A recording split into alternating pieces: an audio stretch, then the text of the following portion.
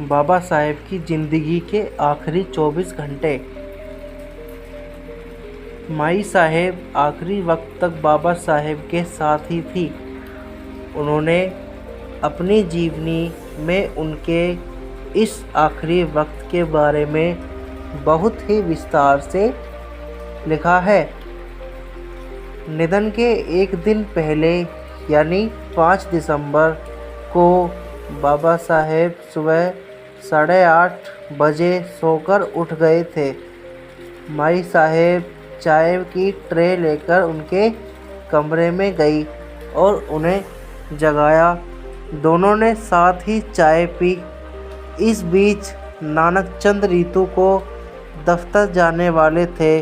उनके पास आए नानकचंद ने भी चाय पी और वो चले गए। माई साहेब ने बाबा साहेब को सुबह के रोज़ मर्रा के काम निपटाने की मदद की। उनके बाद वो उन नाश्ते की टेबल पर ले आई। उसके बाद तीनों लोगों यानी बाबा साहेब, माई साहेब और डॉक्टर मालवणकर ने साथ में नाश्ता किया और बंगले के बरामदे में बैठकर कुछ बातें की। बाबा साहेब ने अखबार पढ़ते। उसके बाद माई साहेब ने उन्हें दवाई और इंजेक्शन दिए और फिर काम निपटाने रसोई में चली गई। बाबा साहेब और डॉक्टर मालवन बरामदे में बैठकर बातें कर रहे थे। डॉक्टर मालवन कौन थे? डॉक्टर माधव मालवणकर मुंबई के एक मशहूर डॉक्टर थे। उनका क्लिनिक गिरगांव में था। वो फिजियोथेरेपी के माहिर डॉक्टर थे। डॉक्टर मालवणकर पूरे मुंबई में एक प्रतिष्ठित और विशेषज्ञ के तौर पर मशहूर थे। वो डॉक्टर बाबा साहेब अम्बेडकर के डॉक्टर और दोस्त थे। अपनी मेडिकल की पढ़ाई पूरी करने के बाद बाबा साहेब डॉक्टर मालवणकर की सहायक और जूनियर डॉक्टर बन गई थी। वहीं उनकी मुलाकात बाबा साहेब से हुई थी।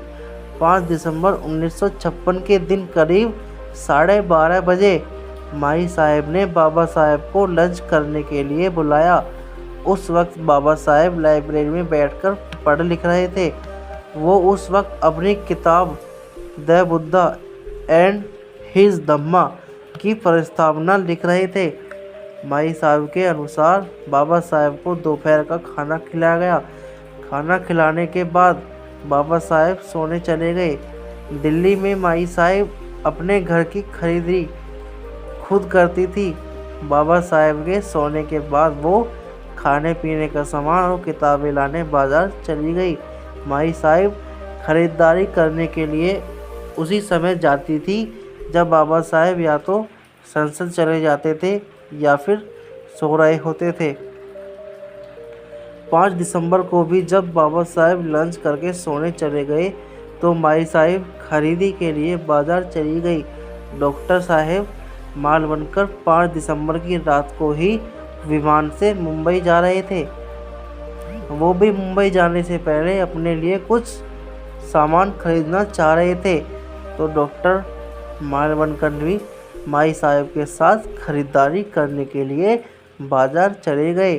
चूँकि बाबा साहब सो रहे थे तो बिना बताए ही बाजार चले गए जिससे उनकी नींद में खल ना पड़े। माई साहब डॉक्टर मालवणकर दोपहर को करीब 2:30 बजे बाजार गए और वो दोनों शाम लगभग 5:30 बजे बाजार से घर लौटे। उस वक्त बाबा साहेब बेहद गुस्से में थे। माई साहब ने इस बात का जिक्र अपनी किताब डॉक्टर अम्बेडकर राष्ट्रीय सहवासाद में किया है। उन्होंने लिखा है, बाबा साहेब का गुस्से होना कोई नई बात नहीं थी। अगर उनकी कोई किताब अपनी जगह पर नहीं मिलती थी या कलम कहीं और होता था तो बाबा साहेब गुस्से से भड़क जाते थे। अगर उनकी इच्छा के बगैर कोई छोटा सा काम भी हुआ या उम्मीद मुताबिक ना हुआ तो उनका पारा 7वें आसमान पर पहुंच जाता था। उसमें आगे लिखा गया है, बाबा साहेब का गुस्सा तूफान की तरह था, लेकिन वो बस वक्ती तौर पर नाराज़ होते थे।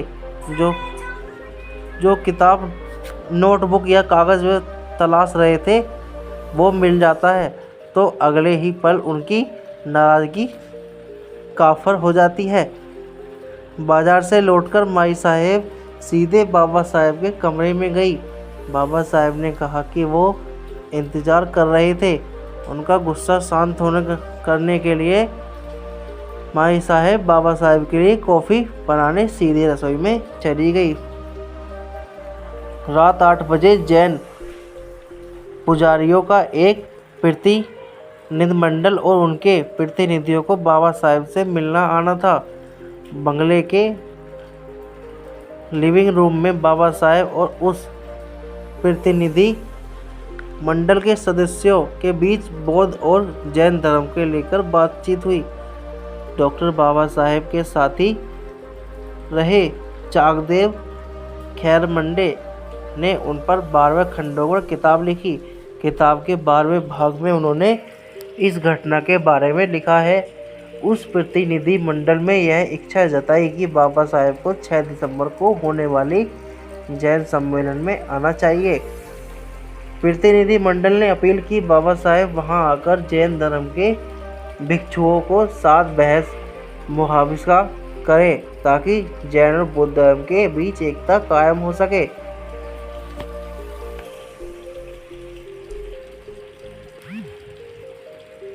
तो